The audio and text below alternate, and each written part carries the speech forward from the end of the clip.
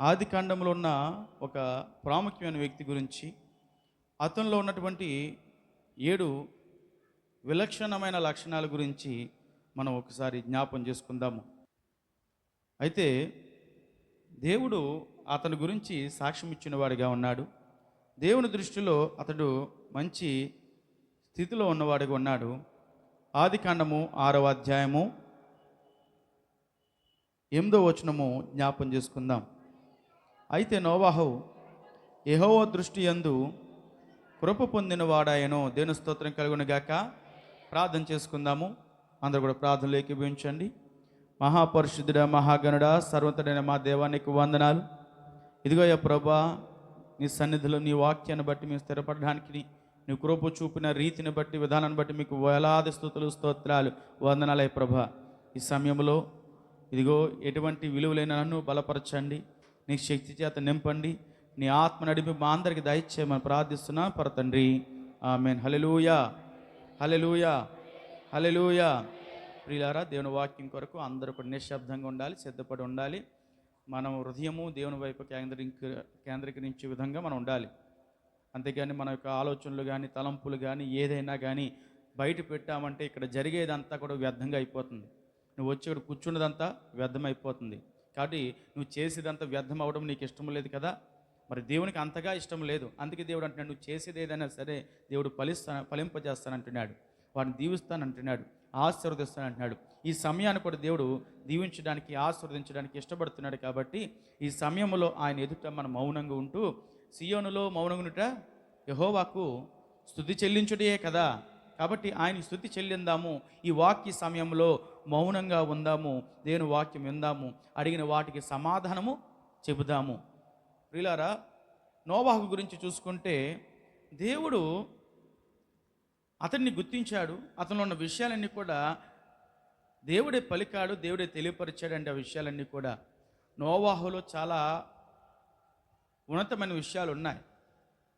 ఎటువంటి ఉన్నతమైన విషయాలంటే ఈ కాలంలో ఉన్నవారు ఎవరిలో కూడా అటువంటి లక్షణాలు లేవని ఖచ్చితంగా చెప్పగలము. అయితే ప్రియులారా, నోవహు ఉన్న కాలంలో పరిస్థితి ఎలాగుంది, అక్కడున్న స్థితిగతులు ఎలాగున్నాయి, దేవుడు సృష్టిని సృజించాడు, ఆదాము అవ్వని కలిగించాడు, వారి ద్వారా సంతానాన్ని ఉత్పత్తి చేయించాడు. ఆ తర్వాత వృద్ధి పొందుతా ఈ లోకంలో అంతా విస్తరించడం ప్రారంభించారు. ఈ సమయంలో వారి ఇష్టం చొప్పున వారు బ్రతకడం మొదలుపెట్టారు. వారికి నచ్చిన జీవన విధానాన్ని వారు జీవించడం మొదలుపెట్టేశారు. ఈ తర్వాత చూస్తే ఆ కాలంలో దేవుని యొక్క వేదన కనబడుతుందండి. అది ఆది కాండము 6వ అధ్యాయము 5-6 వచనాలు ఒకసారి జ్ఞాపం చేసుకుంటే దేవుని యొక్క వేదన, దేవుని యొక్క బాధ, ఈ సృష్టిని ఎందుకు చేశానని ఆయన పశ్చాత్తాపడుతున్నాడండి. ఒకసారి వచనాలు జ్ఞాపం చేసుకుందా. నరుల చెడుతనము భూమి మీద గొప్పదనియు, వారి హృదయం యొక్క తలంపులలోని ఊహంతయు ఎల్లప్పుడూ కేవలము చెడ్డదనియు యెహోవా చూచి, తాను భూమి మీద నరులను చేసినందుకు యెహోవా సంతాపము నొంది తన హృదయములో నొచ్చుకునెను. ఆయన సంతాపము నొందుతున్నాడట. ఎప్పుడు సంతాపం నొందుతాం మనం? సంతాప సభ ఎప్పుడు పెడతారు మీకు ఐడియా ఉందండి? ఎప్పుడైనా మనుషులు చనిపోయిన తర్వాత, అంటే బ్రతుకున్న వారు కూడా మరణము పొందినంత వేదన దేవుని కలిగిస్తున్నారట. అంటే వీడు బ్రతుకున్నా బ్రతికి లేకపోయినా ఏమీ ఉపయోగం లేదన్నట్టుగా వారి జీవితాలు కనబడుతున్నట్ట. ఎవరికి? దేవునికే. దేవుడే వీరి పట్ల ఆవేదన పడుతున్నాడండి. ప్రియులారా, మన క్రియలను బట్టి అనేక సార్లు దేవుడు బాధపడుతూ ఉంటాడండి. ఇదేమిటి, నేను వీరిని ఇలాగ చేశానే, నేను ఇలాగను వీరి కొరకును ఇటువంటి ప్రాణత్యాగము చేశానే, కానీ వీరు చూస్తుంటే ఎలాగను ప్రవర్తిస్తున్నారే అని దేవుడు కొన్ని పర్యాయాలు నీ గురించి కూడా వేదన పడుతున్నాడేమో. నీ యొక్క పరిస్థితి గురించి దేవుడు వేదన పడుతున్నాడేమో. నీ భక్తి విషయంలో దేవుడు వేదన పడుతున్నాడేమో. దేవునికి వేదన కలిగించేవారిగా ఉండకూడదు, కానీ దేవునికి సంతోషము కలిగించేవారిగా మన జీవితాలు ఉండాలండి. దేవుని స్తోత్రం కలుగునుగాక. ప్రియులారా, అయితే దేవుని వేదనకు ప్రతిఫలంగా వారు ఏది పొందుకోవడానికి సిద్ధంగా ఉన్నారంటే అదే ఆది కాండం 6వ అధ్యాయము కింద ఉన్నటువంటి 7వ వచనం ఒకసారి జ్ఞాపం చేసుకుందాం. అప్పుడు యెహోవా నేను సృజించిన నరులతో కూడా జంతువులను, పురుగులను, ఆకాశ పక్షాదులను భూమి మీద ఉండకుండా తుడిచి వేయుదును. ఎలానగా నేను వారిని సృష్టించినందుకు సంతాపం నొంది ఉన్నానా నేను. దేవుని స్తోత్రం కలుగును గాక. దేవుడు మాట్లాడుతున్నాడండి. ఇదిగో దేవుని ఉగ్రత రాబోతుంది. దేవుడు చూశాడు, ఎన్నో తరాలు చూశాడు, ఎన్నో అవకాశాలు ఇచ్చాడు, ఎన్నో పర్యాయాలు వారికి హెచ్చరించలు చెప్పాడండి. ఎంతో విధంగా వారిని హెచ్చరించాడు దేవుడు. ఎన్నో హెచ్చరికలు చెప్పిన తర్వాత కూడా వారి జీవితంలో వారు అలాగనే ఉన్నారట. ఎటువంటి మార్పు వారి జీవితాల్లో లేదండి. ఈ సమయంలో దేవుడు చూస్తున్నాడు సంతాపం ఉంది. ఇదిగో ఇక సృష్టిని యావత్తును నేను ఇంకా లయము చేసేస్తాను. కాబట్టి ఇంక ఈ ప్రళయం ఏదో విధంగా రావాలని ఆయన ఆశపడుతున్నాడండి. అంటే దేవుని ఉగ్రత మనం పొందుకోవడము మంచిది కాదు. దేవుని ఉగ్రత మనల్ని నామరూపాలు లేకుండా చేస్తుందండి. కాబట్టి ప్రియులారా, దేవుని ఉగ్రతకు మనం ఎంత దూరముగా ఉంటే అంత మంచిది. ఒకవేళ ఒక క్షణమైన ఆయన ఉగ్రతకు మనము గురైనట్లయితే కనుక మన జీవితం ఏమైపోతుందో మనకి తెలియదండి. ఒక క్షణమై ఉంటే చాలు అల్లకల్లోలం అయిపోతాం మనం. కానీ దేవుడు ప్రేమ స్వరూపి కాబట్టి ఆయన ఇంకా మనల్ని సహిస్తున్నాడు, భరిస్తున్నాడు. మనం అనుకుంటున్నాము మనమంతా చేసింది కరెక్ట్గా ఉన్నదని, మనం మంచి పనులు చేస్తున్నామని, మనం చక్కగా భక్తి చేస్తున్నాం అనుకుంటున్నాం. కానీ ప్రియులారా, ఆ భక్తులు కూడా కొన్నిసార్లు లోపాలు ఉండొచ్చు. కొన్నిసార్లు క్రమము లేకుండా అక్రమముగా కూడా మనం ఉండొచ్చు అండి. కానీ దేవుడు అంటున్నాడు, వీటన్నిటి విషయాన్ని బట్టి కూడా నేను తీర్పుగా ఎంచాలని మాట్లాడుతున్నాడండి. ఎందుకంటే అవకాశాన్ని ఇస్తున్నాడు. ఈ అవకాశం ఇచ్చే సమయంలో, ఈ తీర్పు దినమందు నీవు ఈ అవకాశాన్ని ఉపయోగించుకుంటే ఆ తీర్పు దినమందు నువ్వు తప్పించబడతావు. లేదనుకుంటే ఆ తీర్పులోనే నువ్వు గురవుతావు. ఆ తీర్పును బట్టి నువ్వు ఏదైతే ప్రతిఫలం పొందుకోవాలో ఆ ప్రతిఫలం పొందుకుని బహుశా ఒకవేళ నరకాగ్నిలో పడవేయబడతావేమో. బహు జాగ్రత్తగా చూసుకో ప్రియులారా. ఇటువంటి సమయంలో దేవునికి ఒక సంతోషాన్ని కలిగించే వ్యక్తి ఒకరు ఉన్నారు. ఎవరు అనంటే ఆయనే నోవాహు. ఈ లోకమంతా చెడిపోయినదిగా ఉంది. నరుల యొక్క చెడుతనము భూమి మీద గొప్పగా ఉందట. ఎంత గొప్పగా ఉందంటే ఆ చెడుతనము, వారి చెడుతనం వారికి తెలియట్లేదు. దేవుడే అసహించుకునే అంత చెడుతనం వారి జీవితంలో ఉండిపోయింది. వారి నచ్చినట్టుగా పెళ్ళిళ్ళు చేసుకుంటున్నారు, వివాహాలు చేసుకుంటున్నారు, వ్యభిచారంలో పడిపోతున్నారు, అల్లరితో కూడిన ఆటపాటల్లో ఉండిపోతున్నారు. రకరకాలమైన భయంకరమైన క్రియలన్నీ వారి జీవితాల్లో ఉంటున్నాయట. ఈ సమయాన్ని బట్టి దేవుడు చూశాడు వారిని. చూసి ఈ చెడుతనము దేవునికే అది చాలా ఇబ్బందిగా అనిపించేసిందట. దేవునికే బాధ కలిగించిందట. ఇటువంటి కాలం అంతటిలో కూడా దేవుని సంతోషపరిచే వ్యక్తిగా నోవాహు ఉన్నాడండి. ప్రియులారా, మనము కూడా నోవాహు మాదిరిని మనము అనుసరించవలసిన వారుగా ఉన్నాం. అయితే ఈ యొక్క నోవాహులో ఉన్నటువంటి 7 లక్షణాలు మనం జ్ఞాపం చేసుకుంది ఈ రోజున. ఈ 7 లక్షణాలు నీలో ఖచ్చితంగా ఉండి తీరాలి. 7 లక్షణాలు నీ కుటుంబాలు ఖచ్చితంగా ఉండి తీరాలి. 7 లక్షణాలు ప్రతి వ్యక్తిలో ఖచ్చితంగా ఉండి తీరాలి. అలాగ ఉంటేనే మనము దేవుని సంతోషపెట్టేవారుగా ఉంటాం. ఒకవేళ అలాగూ లేకపోతే కనుక దేవుని దుఃఖపరిచేవారుగానే మనం ఉంటామండి. కాబట్టి ఒకసారి ఆలోచించుకోండి, మన బట్టి దేవుడు సంతోషించాలా, మన బట్టి దేవుడు దుఃఖించాలా? సంతోషించాలి. కాబట్టి నీ క్రియలు సంతోషించే విధంగా ఉంటున్నాయా? నీ క్రియలు నీ మనస్సాక్షిని ఒప్పింపజేసే విధంగా ఉంటున్నాయా? నీ మనస్సాక్షినికి అర్థమవుతుందంటే తెలియపరుస్తుంది అది నువ్వు చేస్తున్న తప్పు అని. ఒకవేళ నువ్వు తప్పు మీద తప్పు, తప్పు మీద తప్పు, పాపం మీద పాపం చేస్తూ ఉంటే నీ మనస్సాక్షి కూడా అంటుంది, ఇక నేను చెప్పిన దేవుడు ఒకవేళ దిగి వచ్చి చెప్పినా కానీ నీ బ్రతుకు మారదు. కాబట్టి నేను కూడా చెప్పడం మానేస్తుందండి. అందుకే వారు ఎంత పాపం చేసినా ఏం చేసినా వారి హృదయానికి ఏమనిపించదో, పాపానికి బానిస అయిపోయిన వారికి ఏమనిపించదండి. అందుకే వారు ఏం చేసినా అంత బాగానే ఉంది, నేను బాగానే చేశాను కదా అని అనుకుంటా ఉంటారండి. మనం అలాగున ఉండకూడదండి. ప్రియులారా, ఎనిమిదో వచనము ఒకసారి జ్ఞాపం చేసుకుంటే 8 నుండి 9 వచనాలు, 2 వచనాలు కూడా చదవండి ఒకసారి. అయితే నోవాహు యెహోవా దృష్టి యందు కృప పొందినవాడాయను. నోవాహు వంశావళి ఇదే. నోవాహు నీతిపరుడును తన తరములలో నిందారహితుడనై ఉండెను.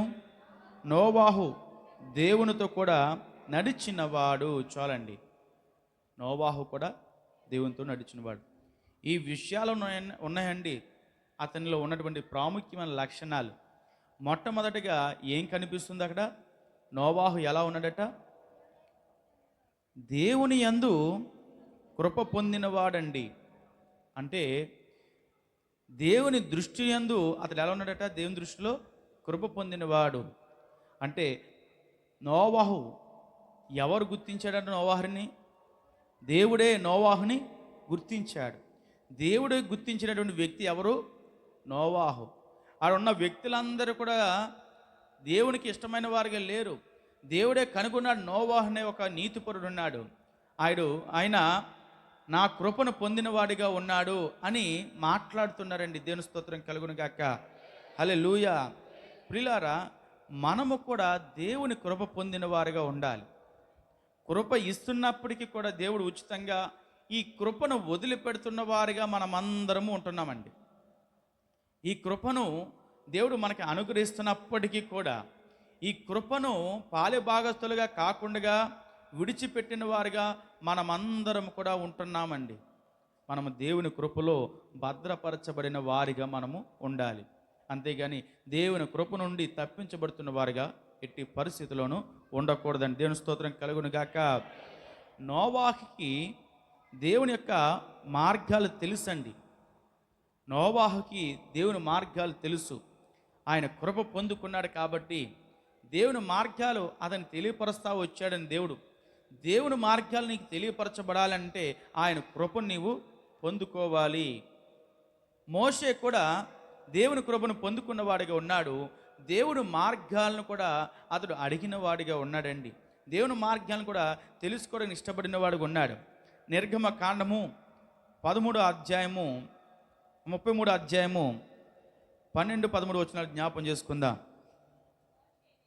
మోషే యెహోవాతో ఇట్లనెను, చూడుము, ఈ ప్రజలను తోడుకొని పొమ్మని నీవు నాతో చెప్పుచున్నావు, కానీ నాతో ఎవరిని పంపెదవో అది నాకు తెలుపలేదు. నేను నీ పేరును బట్టి నిన్ను ఎరిగి ఉన్నావని నా కటాక్షము నీకు కలిగి ఉన్నదియో చెప్పిదివి కదా. కాబట్టి నీ కటాక్షము నా ఎడల కలిగిన ఎడల, నీ కటాక్షము నా ఎడల కలుగునట్లు దయచేసి నీ మార్గమును నాకు తెలుపుము. అప్పుడు నేను నిన్ను తెలుసుకొందును. చిత్తగించుము, ఈ జనము నీ ప్రజలే కదా అనెను. తర్వాత ఇంకో విషయం కూడా 15వ వచనంలో ఉంది. ఇక్కడ ఏమని మాట్లాడుతున్నాడండి? మోషే అంటున్నాడు, నీ సన్నిధి రాని ఎడల ఎక్కడ నుండి మమ్మల్ని తోడుకుని పోకుము అంటే అంటున్నాడు, దేవా, ఈ ప్రజలందరూ నీ వారే కదా, ఈ ప్రజలందరూ కూడా నిన్ను కలిగిన వారే కాబట్టి ఇదిగో నీవు మాకు తోడుగా ఉండండి. ఒకవేళ నీవు రాకపోతే ఇశ్రాయేలు ప్రజల ముందుకు నేను తీసుకువెళ్ళలేను, కాబట్టి మీరు ఇక్కడే ఉంచండి, మీరు మమ్మల్ని ముందుకు తీసుకువెళ్ళొద్దు, నీ మార్గములు ఏంటో మాకు తెలియపరచండి అని మాట్లాడుతున్నాడు. ఎవరు? మోషే. నోవాహు కూడా ఇటువంటి మాదిరి కలిగిన వాడిగా ఉన్నాడు. మోషే కూడా నోవాహు కూడా ఇటువంటి అనుభవాన్ని కలిగిన వాడిగా ఉన్నాడండి. దేవుని స్తోత్రం కలుగును గాక. హల్లెలూయా. ప్రియులారా, మన జీవితంలో కూడా దేవుని మార్గాలను కలిగిన వారిగా, మార్గాల్ని అనుసరించిన వారిగా మనం అందరం కూడా ఉండాలి. అంతేగాని దేవుని మార్గానికి మనము దూరముగా ఉండేవారిగా ఉండకూడదు. మొట్టమొదటి మనం తెలుసుకున్నది ఏమిటి? నోవాహు ఎలా ఉన్నాడట? దేవుని కృపను పొందినవాడుగా ఉన్నాడు. రెండవదిగా చూస్తుంటే అతడు ఎలా ఉన్నాడట? దేవుని ఉగ్రత నుండి తప్పించబడడానికి అవకాశాన్ని కల్పించిన వ్యక్తిగా ఉన్నాడు. దేవుని ఉగ్రత ఈ లోకానంతటిని కూడా ఏం చేయాలని? దేవుని ఉగ్రత నాశనము చేయాలని దేవుని ఉగ్రత. కానీ అతడు ఆ ఉగ్రతను సైతము తప్పించడానికి ఒక అవకాశాన్ని కల్పించబడడానికి అతడే కారణం. ఈ లోకానంతటిని కూడా ఏం చేద్దాం అనుకున్నాడు దేవుడు? నాశనం చేద్దాం అనుకున్నాడు. కానీ ఎందుకు అవకాశం ఇచ్చాడు? నోవాహు అనే వ్యక్తి ఉన్నాడు. అతను నీతిపరుడు కాబట్టి, నిందారహితుడు కాబట్టి, దేవుని కృపను పొందినవాడుగా ఉన్నాడు కాబట్టి, ఇతను బట్టి ఇతను కూడా నాశనం చేయడము కరెక్ట్ కాదు.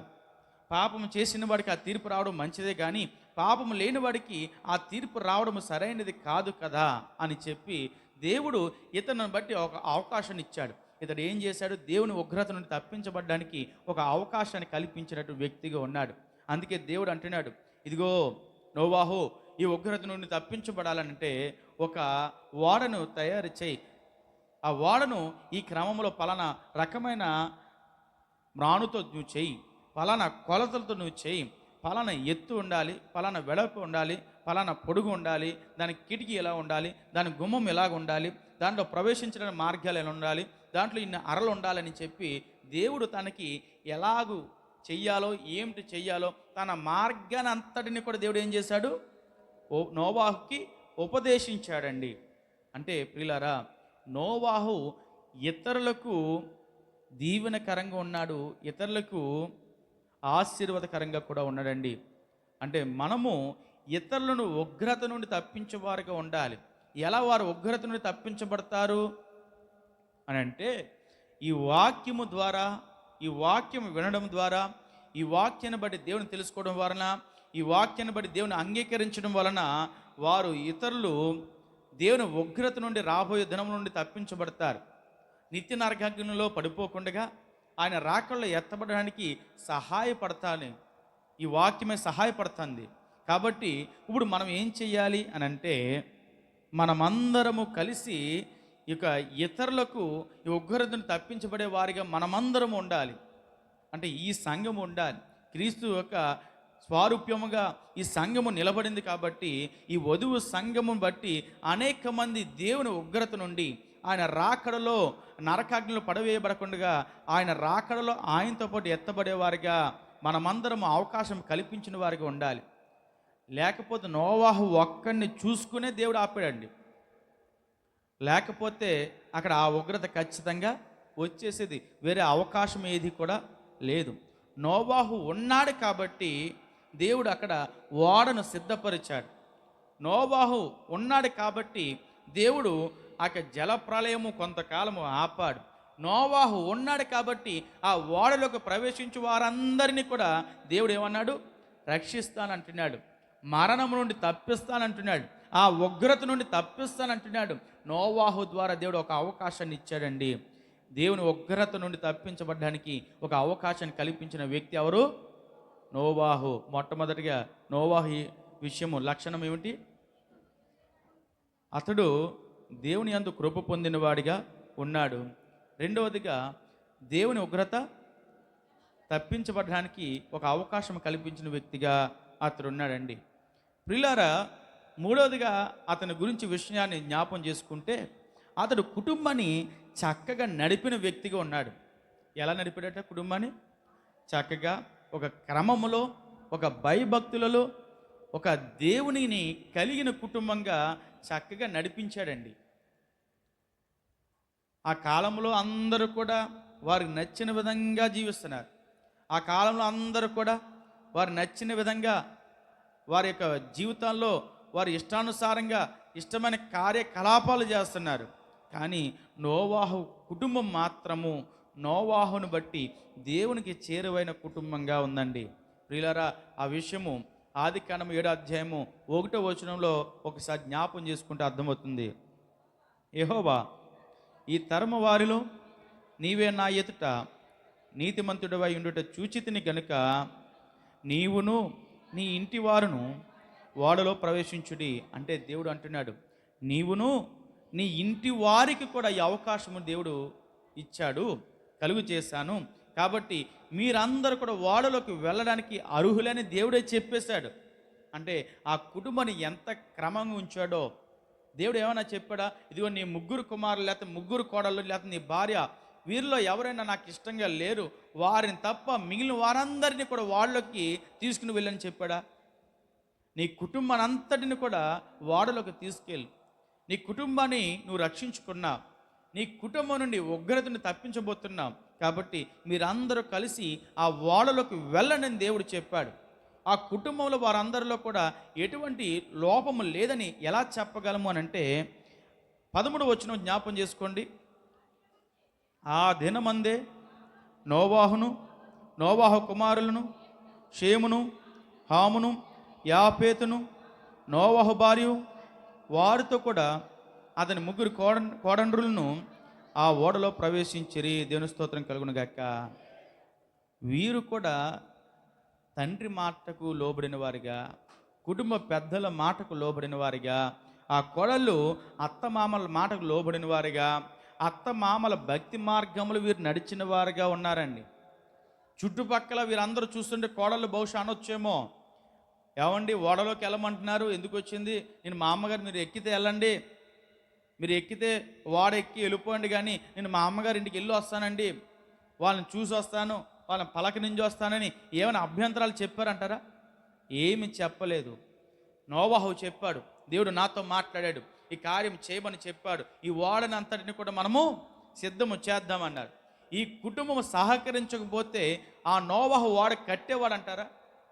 నోహు వలన ఆ ఓడ ఆ విధంగా సిద్ధపరచడం జరిగేదంటారా? ఒకవేళ తన ఉన్న డబ్బు తనకి సరిపోయేదంటారా? తన కొడుకులు అని ఉండొచ్చు. ఒకవేళ నోవాహు క్రమంలో లేకపోతే కనుక వారి కుమారులు అంటారు, నాన్న నువ్వేదో అంటున్నావు, దేవుడు అంటున్నావు, అది అంటున్నావు, ఇది అంటున్నావు, చూస్తుంటే జలప్రలయం అంటున్నావు, ఇవన్నీ ఎందుకు వచ్చింది? ఉన్న ఆస్తిని అంతటిని అమ్మివేస్తున్నావు, కాబట్టి నీకు రావాల్సిందేదో నువ్వు తీసుకుని మాకు రావాల్సిందేదో మాకు ఇచ్చే అని అన్నారా? అనలేదండి. వారు అనలేదు కాబట్టే అక్కడ ఈ ఓడ కట్టబడడానికి అవకాశం వచ్చింది. ఒకవేళ వారందరూ కూడా ఈ లోక స్నేహాన్ని బట్టి తప్పుపోయిన కుమారుడు ఎలాగైతే తన తండ్రితో నాకు రావాల్సిందేదో నాకు ఇచ్చేయి, నా బ్రతుకేదో నేను బ్రతుకుతాను అన్న రీతిలో వాడు లేరండి. అందును బట్టే వారందరూ కూడా నోవాహు అంటున్నాడు, ఇది నాకున్న ఆస్తి అంతా నేను అమ్మేసైనా ఓడని కడతానంటే, నాన్న నువ్వు ఎలాగంటే అలాగా, ఎందుకంటే దేవుడే నీతో చెప్పాడు కాబట్టి, దేవుడు ఈ మాటలు నీకు తెలియపరిచాడు కాబట్టి నీ మాటల ప్రకారమే చేయి తండ్రి, అంత మించి వేరేది వద్దని ఆ తండ్రికి ఈ కుమారులు ఎలాగున్నారు? లోబడిన వారిగా ఉన్నారండి. అంటే ప్రియులారా, ఈ కుటుంబాన్ని ఎంత చక్కగా కట్టుకున్నాడో, ఈ కుటుంబాన్ని ఎంత చక్కగా నడిపించాడో, ఈ కుటుంబాన్ని ఎంత చక్కగా భక్తిలో పెంచాడో ఈ విషయాలను బట్టి మనకు అర్థమైపోతుందండి. నోవాహు తన కుటుంబాన్ని చక్కగా నడిపిన వ్యక్తిగా ఉన్నాడు. కుటుంబం కలిగిన వ్యక్తిగా ఉండడం పెద్ద గొప్ప విషయమేం కాదు. కుటుంబం అనగా పెళ్ళి అవ్వడం పెద్ద విశేషం కాదు. పిల్లల కన్నా పెద్ద గొప్ప విషయమేమి కాదు. పిల్లల కన్న తర్వాత వాళ్ళని క్రమంలో పెంచి ప్రయోజకులు చేసి ఇతరులు ఎదుట గొప్పవారిగా ఉంచడమే అదే అసలైన పని అండి. కనడం ఎవరైనా కనేస్తారు, అందులో సందేహం లేదు. దేవుడు ఇచ్చాడు కాబట్టి, దేవుడు ఆజ్ఞ ఇచ్చాడు, మీరు ఫలించండి, అభివృద్ధి చెందండి అని. కాబట్టి పెళ్ళి అయిన తర్వాత దేవుడు ఖచ్చితంగా వారికి బిడ్డలను ఇస్తాడు, పెద్ద విషయమేం కాదది. కానీ ఈ బిడ్డలను కన్న తర్వాత వారిని ఎలాగో పెంచుతున్నాము, ఎలాగో వారిని దేవుని కొరకు సిద్ధపరుస్తున్నాము, ఎలాగో సమాజానికి మేలుకరంగా ఉంచుతున్నామో అనేదే ప్రాముఖ్యము. అటువంటి విషయాల్లో ఈ నోవహు చక్కగా ఉన్నాడండి. అటువంటి విషయాల్లో క్రమములో నడిపిన వ్యక్తిగా ఉన్నాడు. దేవుని స్తోత్రం కలుగునుగాక. హల్లెలూయా. మూడవదిగా ఏమిటి? నోవాహు కుటుంబాన్ని చక్కగా నడిపిన వ్యక్తిగా ఉన్నాడు. దేవుని స్తోత్రం కలుగునుగాక. హల్లెలూయా. నోవాహు 4వ విషయంలో చూసుకుంటే అతనున్న విలక్షణమైన లక్షణం ఏమిటంటే అతడు నీతిపరుడండి. ఎవరట? నీతిపరుడు అంటే అతనిలో ఏముందంటే నీతి ఉంది.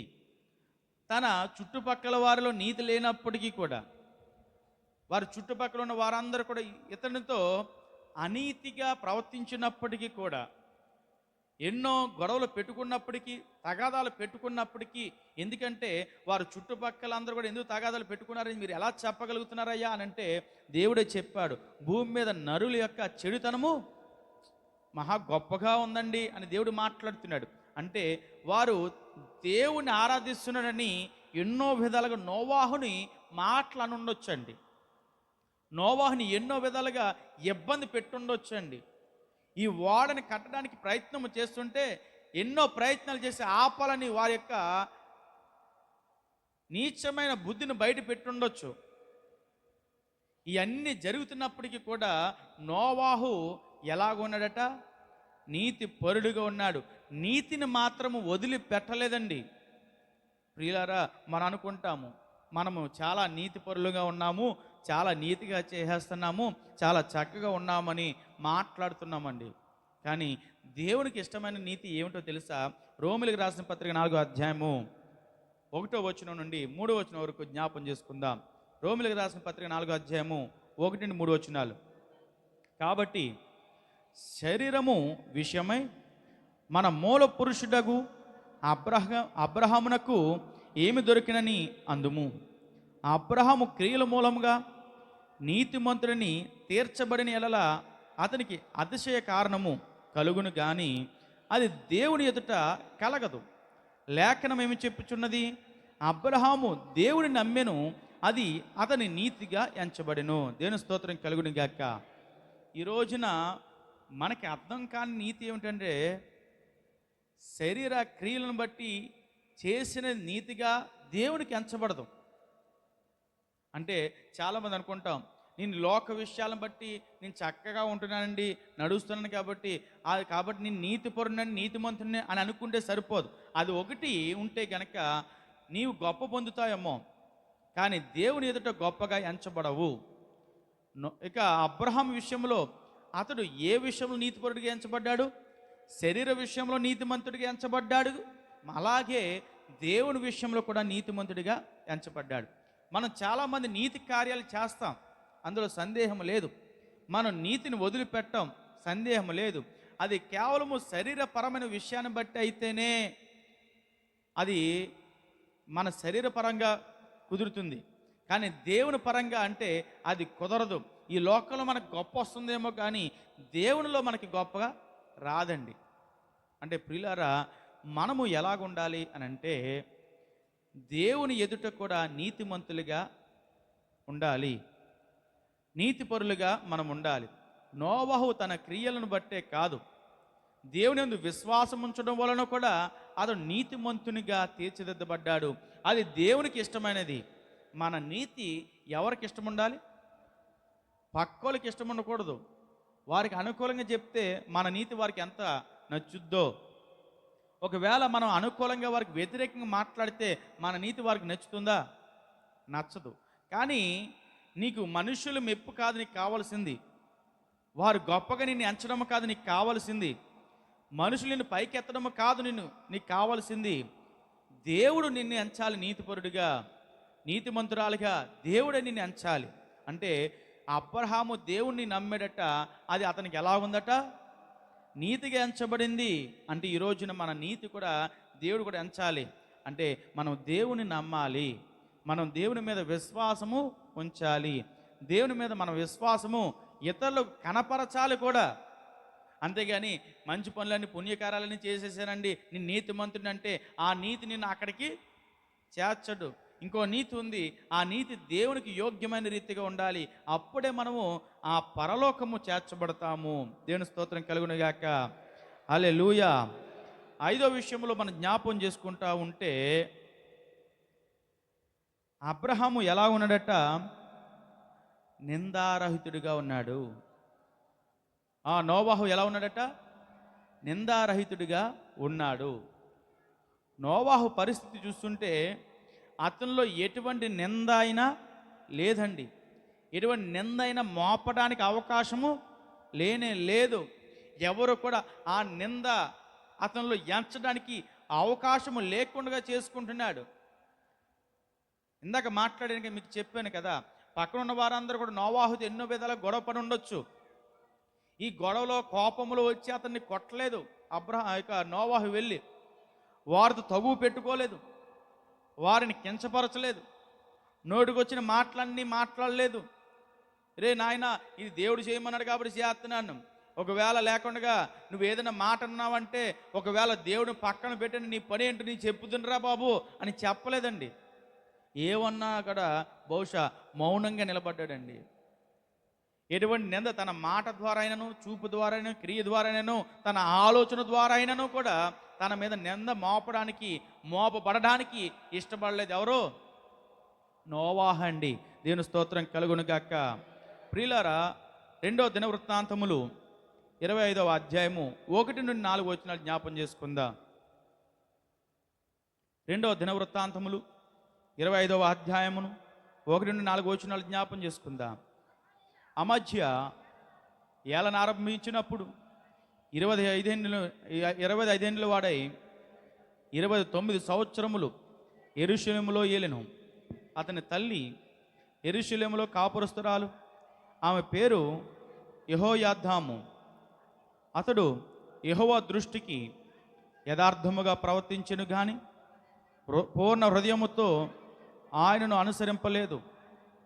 రాజ్యము తనకు స్థిరమైనప్పుడు అతడు రాజైన తన తండ్రిని చంపిన రాజసేవకులను చంపించెను.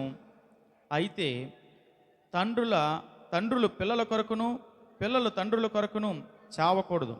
ప్రతి మనిషి తన పాపము కొరకు తానే చావాలని మోషే గ్రంథమందలి ధర్మశాస్త్రమునందు వ్రాయబడి ఉన్న యెహోవా ఆజ్ఞను బట్టి అతడు వారి పిల్లలను చంపక మానెను. దేవుని స్తోత్రం కలుగును గాక. హల్లెలూయా. ప్రియులారా, ఈ చదివిన విషయాలు మనకి ఒక వ్యక్తి కనిపిస్తున్నాడు. అతను ఎవరట? అమధ్య అనే వ్యక్తి కనిపిస్తున్నాడటండి. ఇతడు ఇశ్రాయేల్ రాజ్యానికి రాజుగా ఉన్నాడు. యెరూషలేములో అతడు ఆ రాజ్యాన్ని ఏలినవాడిగా ఉన్నాడు. అయితే అతడు యెహోవా దృష్టికి యథార్థముగా ప్రవర్తించాడండి. ఎలా ప్రవర్తించాడు? యథార్థముగా ప్రవర్తించాడు. కానీ అతడు పూర్ణ హృదయముతో దేవుని ఏం చేయలేదు? అనుసరించలేదు. అంటే మనము లోకరీతిలో నీతిమంతులుగా మనం ఉంటే గనక, నిందారహితులుగా ఉంటే గనక అది దేవుని దృష్టికి యథార్థముగా కనిపించవచ్చేమో, కానీ పూర్ణ హృదయంతో మనం అనుసరించాలంటే ఆయన్ని మనం నమ్మాలి, ఆయన యందు విశ్వాసం ఉంచాలి, ఆయనకి యోగ్యమైనవే మన జీవితంలో ఉండాలి, ఆయనకి నచ్చినవే మన జీవితంలో జరిగించబడాలి. ఆయన ఏదైతే ఆశపడుతున్నాడో అదే మన ద్వారా ఆశ నెరవేర్చబడాలి. కానీ ఈ అమధ్య పరిస్థితి చూస్తుంటే యథార్థముగా ఆయన యొక్క మార్గమును ఈయన ఏం చేయలేదు? అనుసరించలేదండి. ఎలాగో దేవుని దృష్టికి 4వ వచనంలో చూస్తుంటే యథార్థవంతుడిగానే ఉన్నాడు. ఏం చేశాడు? తన తండ్రి చంపించిన వారిని ఏం చేశాడు? ఇతడు వెళ్ళి హతము చేశాడు. రాజు అంటే ఏం చేయాలి? శత్రువుడు ఎవరైతే వచ్చి దండెత్తి వచ్చాడో, ఇది నష్టం కలిగించాడో, మరలా వాడి దగ్గరికి వెళ్ళి యుద్ధం చేస్తాడని రాజు అన్నవాడు. అలాగే యుద్ధం చేశాడు, యథార్థంగా చేశాడు. వారి యొక్క తండ్రిని చంపిన వారిని అందరిని చంపేశాడు. వారి కుమారులు ఇతను దొరికినప్పుడు ఏం చేశాడు? వారి కుమారులు ఎంత మాత్రం ముట్టక వదిలేశాడు. ఎందుకంటే దేవుని యొక్క ధర్మశాస్త్రము, మోషే యొక్క గ్రంథము తెలియపరుస్తుంది. ఏమని తెలియపరుస్తుందట? ఎవరైతే ఏ విషయాన్ని బట్టి, తండ్రిని బట్టి వారి పిల్లలు చావకూడదు, వారి పిల్లలను బట్టి వారి తండ్రి కూడా చావకూడదు. కాబట్టి ఒకవేళ అలాగ నువ్వు చంపితే కనుక ఆ పాపం నువ్వే మూట కట్టుకుంటావు అని చెప్పిన ఆ మాటలను జ్ఞాపం చేసుకుని ఇతడు ఆ ధర్మశాస్త్రాన్ని గ్రంథాన్ని పఠిస్తుండగా, ఆ ధర్మశాస్త్ర గ్రంథాన్ని ఇక యాజకులు, సేవకులు తెలియపరుస్తుండగా వాటన్నిటిని గైకొన్నవాడిగా ఈ అమధ్య ఉన్నాడండి. ఈ అమధ్య ఉండి ఆ ప్రకారంగా యథార్థంగా చేశాడు. దొరికినప్పటికీ కూడా వారిని ఏం చేశాడు? వారి పిల్లల్ని, శత్రువు పిల్లల్ని సైతంను వదిలిపెట్టేశారండి. అందును బట్టి దేవుడు అంటున్నాడు, అతడు దృష్టికి యథార్థముగానే ఉన్నాడు దేవునికి, కానీ పూర్ణ హృదయముతో దేవుణ్ణి అనుసరింపలేదండి. ఎలా దేవుడు ఎందుకు మాట్లాడుతున్నాడంటే అదే 25వ అధ్యాయము 14వ వచనం చూడండి. అమధ్య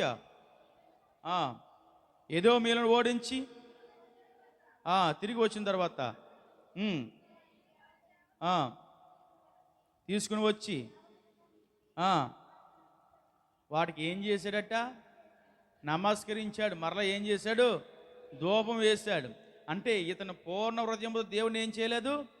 యథార్థవంతుడే. ఏ పని ఎలా చేయాలో, ఎవరికి ఎలా చేయాలో, ఎవరికి ఏ మంచి చేయాలో, ఎవరికి ఎలాగో సహాయం చేయాలో, ఎవరిని ఎలా విడిపించాలో అవన్నీ విషయాలు తెలిసిన వాడు ఉన్నాడు. దేవుని దృష్టికి యథార్థంగానే ఉన్నాడు. కానీ ఇతను పూర్ణ హృదయంతో దేవుని ఏం చేయలేదు, అనుసరించలేదు. దేవుడు చేయొద్దన్న పనులు చేస్తున్నాడు, దేవుడు చూడొద్దన్న వాటిని చూస్తున్నాడు, దేవుడు వెళ్ళొద్దన్న వాటికి వెళ్తున్నాడు. దేవుడు ఏ పని అయితే నిషేధించాడో ఆ పనినే తీసుకొచ్చి మరలా చేశాడు. అక్కడే నమస్కరించాడు, అక్కడ ధూపం వేస్తా మొదలు పెట్టేశాడండి. దేవుణ్ణి ఇతడు అనుసరించిన వాడిగా లేడు. చాలామంది అనుకుంటాం శరీరపరమైన నీతి, శరీరపరమైన యథార్థత, శరీరపరమైన నిందారహిత అది దేవునికి అన్ని విషయాలు యోగ్యంగా ఉండదు. అమధ్య విషయంలో చూస్తుంటే లోక విషయంలో చాలా గొప్పగా ఉన్నాడు, యథార్థత విషయాలు యథార్థవంతుడే, కానీ పూర్ణ హృదయంలో దేవుని ఏం చేయలేదు, అనుసరించలేదు. కానీ నోవాహు ఈ అన్నిటి విషయాల్లో కూడా నిందారహితుడిగా ఉన్నాడు. ఎటువంటి నింద కూడా అతనితో లేదు, అతని మీద లేదు. దేవునికి ఇష్టడైన వాడిగా ఉన్నాడు, దేవుని కలిగిన వాడిగా ఉన్నాడు, ఆయన కృప పొందిన వాడిగా ఉన్నాడు, నీతిమంతుడిగా ఉన్నాడండి. దేవుని స్తోత్రం కలుగునుగాక. మొట్టమొదటిగా చెప్పండి ఏంటి నోవాహు గురించి? దేవుని కృప పొందిన వాడిగా ఉన్నాడు, దేవుని ఉగ్రత నుండి తప్పించబడడానికి అవకాశాన్ని కల్పించిన వాడిగా ఉన్నాడు. మూడవదిగా కుటుంబాన్ని చక్కగా నడిపిన వ్యక్తిగా ఉన్నాడు. నాలుగవదిగా నీతిపరుడుగా ఉన్నాడు. ఐదవదిగా, ఆరవదిగా చెప్పలేదా? సరే చెప్పేస్తాను. దేవుని స్తోత్రం కలుగును గాక. ఆరవదిగా అతడు దేవునితో కూడా నడిచిన వాడిగా ఉన్నాడు. ఎలా ఉన్నాడట? దేవునితో కూడా నడిచిన వాడిగా ఉన్నాడు. ఇది ఎవరితో నడవాలి ఇప్పుడు నీ నడక? దేవునితో నడవాలి. లోకముతో, లోక స్నేహముతో కాదు నీ నడక ఉండవలసింది. నీ నడక ఉండవలసింది దేవునితో ఉండాలి. నీ నడక దేవునికి ఇష్టమైన వ్యక్తిగా ఉండాలి. హానోకు దేవునితో నడిచాడండి. దేవునితో నడుస్తూ నడుస్తూ నడుస్తూ చివరికి మరణము చూడకుండా దేవునితో కొనుపోబడ్డాడండి. ఇదంతా ఎందుకు మరణము చూడని వ్యక్తిగా ఉన్నాడనంటే అతడు దేవునితో నడిచాడండి. అవును ప్రియులారా, దేవుని ఉగ్రత వచ్చే సమయంలో మరణం నుండి తప్పించబడ్డాడు ఎవరు? నోవాహు.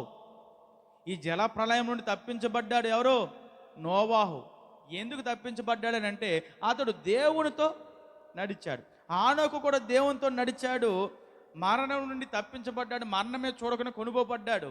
ఈ లోకమంతా మరణ శయ్య మీద ఉండగా, మరణంలోకి వెళ్ళిపోతుండగా, అంగలార్పులు అరుస్తూ ఉండగా, క్రోధంలో అయిన విషయాలు వారి నోటముడు వస్తుండగా, ఎంతో వేదనతో ఏడుస్తుండగా, గొగ్గోలు పెడుతుండగా, నోవాహు మాత్రము వాటి నుండి తప్పించబడ్డాడండి. ఎందుకు అనంటే అతడు దేవునితో నడిచిన వాడిగా ఉన్నాడు. దేవుని స్తోత్రం కలుగునుగాక. ప్రియులారా, మనము కూడా ఎవరితో నడిచిన వారుగా ఉండాలి? దేవునితో నడిచిన వారుగా ఉండాలి. సామెతల గ్రంథం 4వ అధ్యాయము 18వ వచనం జ్ఞాపం చేసుకుందాము. నీవు దేవునితో నడిస్తే నీ యొక్క నడక, నీ యొక్క మార్గం ఎలాగుంటుందో ఈ వచనంలో నీకు అర్థమవుతుందండి. చదవండి. పట్ట పగలు వరకు వేకో వెలుగు తేజరిల్లినట్లు నీతి మంతుల మార్గము అంతకంతకు తేజరిల్లును. దేవుని స్తోత్రం కలుగును గాక. నువ్వు నీతిమంతుడిగా ఉండి నీ నడక దేవునితో కనుక నడిస్తే కనుక వేకువ చుక్క పట్టపగలు వచ్చినప్పుడు కూడా అది ఎంత ప్రకాశవంతంగా ఉంటుందో. వేకువ చుక్క అంటే తెలుసా అండి మీకు? అది చాలా ప్రకాశవంతంగా ఉంటుంది. ఆ వేకువ చుక్క తెల్లారు వచ్చినప్పటికి కూడా ఆ నక్షత్రం కనబడుతూనే ఉంటుంది. అటువంటి వెలుగులో నక్షత్రాలు మనకు కనబడవండి. ఎప్పుడు కనబడుతున్న నక్షత్రాలు? ఎప్పుడైతే చీకటి పడుతుందో, రాత్రి అవుతుందో అప్పుడు చీకట్లో ప్రకాశిస్తాయి ఇవి. కానీ వేకువ చుక్క మాత్రం వెలుగులో సైతం కూడా ఇది ఎలా చేస్తుంది? ప్రకాశిస్తుందండి. దీన్ని వేకువ చుక్క అంటారు. ఇదిగో వేకువ చుక్క పట్టపగలు ఉన్నంతసేపు అయినా సరే ఎలాగా ప్రకాశిస్తుందో, నీతిమంతుల మార్గము అంటే దేవుడు నడిచిన మార్గము నీతైన మార్గము. నీతిమంతులు దేవునితో నడుస్తున్నారు కాబట్టి వారి యొక్క మార్గం ఎలాగుంటుందంటే అంతకంతకు తేజరిల్లుతుందట, అంతకంతకు వెలుగు నింపబడుతుందట, అంతకంతకు విరాజిల్లుతుందట, అంతకంతకు దేవునితో వారు సహవాసం నుండి దేవునితో సంబంధం కలిగిన వారుగా ఉంటారట. ఇప్పుడు మన మార్గము అంతకంతకు తేజరిల్లాలంటే, అంతకంతకు ప్రకాశవంతంగా అవ్వాలంటే మన మార్గము ఎవరి మార్గం ఉండాలి? ఈ మార్గంలో ఎవరితో నడవాలి? దేవునితో నడవాలి. అందుకే నోవాహు నీతిపరుడుగా ఉన్నాడు, నిందారహితుడుగా ఉన్నాడు, దేవుని కృప పొందినవాడుగా ఉన్నాడు. ఎవరితో నడిచాడు దేవుడు? నోవాహుతో దేవుడు నడిచాడు. నోవాహు కూడా దేవునితో నడిచాడు. అతడు దేవునితో నడిచాడు కాబట్టి ఆ మరణం నుండి తప్పించబడ్డాడు. దేవుని స్తోత్రం కలుగును గాక. హల్లెలూయా. 7వదిగా నోవాహు ఎలా ఉన్నాడట? ఫలించువాడిగా ఉన్నాడు. నోవాహు తన కాలంలో ఫలించువాడిగా ఉన్నాడండి. అంటే దేవుడు చక్కని 3 కుమారులను ఇచ్చాడు.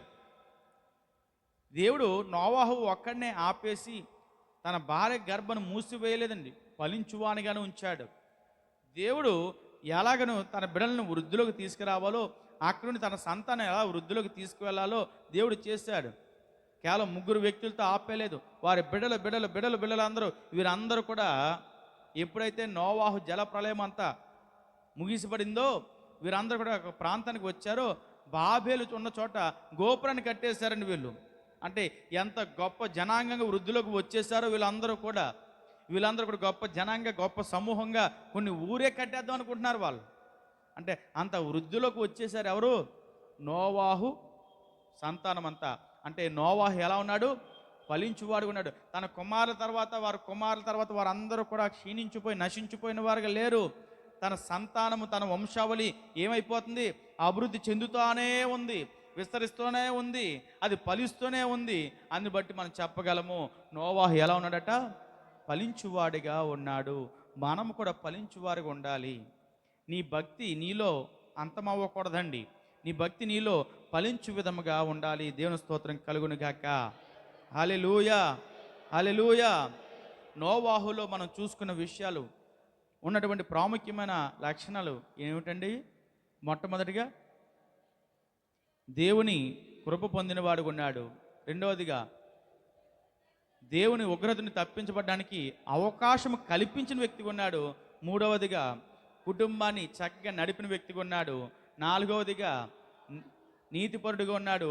ఐదవదిగా నిందారహితుడిగా ఉన్నాడు. ఆరవదిగా దేవునితో నడిచిన వాడు ఉన్నాడు. ఏడవదిగా ఫలించువాడిగా అతడు ఉన్నాడు. దేవుని స్తోత్రం కలుగును గాక. ఈ లక్షణాలన్నీ కూడా నీలో ఉండాలండి. అప్పుడే నిన్ను బట్టి ఇతరులు సంతోషిస్తారు. నీ కుటుంబంలో నిన్ను బట్టి కుటుంబానికి గౌరవం వస్తుంది, పేరు వస్తుంది, ఘనత వస్తుందండి. ఇవేమి లేకుండా ఉంటే మనం చేసిన భక్తి అంతా కూడా ఏమైపోతుందో మనకు తెలీదు. ఒక విధంగా నువ్వు చేసిన భక్తి అంతా సిల్లు సంచిలో వేసినట్టుగానే ఉంటుందట. అర్థమవుతుందండి? నీ క్రియల మూలంగా కాదు, కానీ నీ జీవితాన్ని బట్టి కూడా అది ఎవరికి నీతిగా ఎంచబడాలి?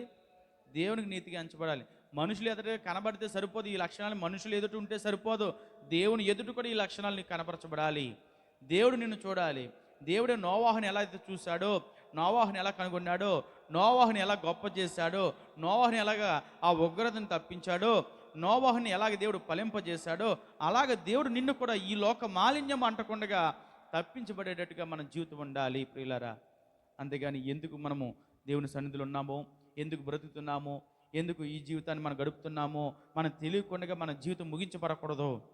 దేవుడు నిర్ణయించిన ఆ యొక్క ఫలితాన్ని మనం అందించాలి. దేవునికి ఒక ప్రయోజనము కొరకే దేవుడు మన ఈ లోకంలో ఇలాగను జన్మింపజేశాడు. దేవుడు ఒక ప్రణాళికను ఏర్పాటు చేశాడు. ఆ ప్రణాళికను నిర్వర్తించి మన జీవితము ముగించబడాలి తప్ప ఎవ్వరికి ఉపయోగం లేకుండా మన జీవితము ముగించబడితే అది ఎవ్వరికి ఉపయోగం లేకుండా ఈ ఉన్న నీ జీవితం అంతా వ్యర్థమైపోతుంది.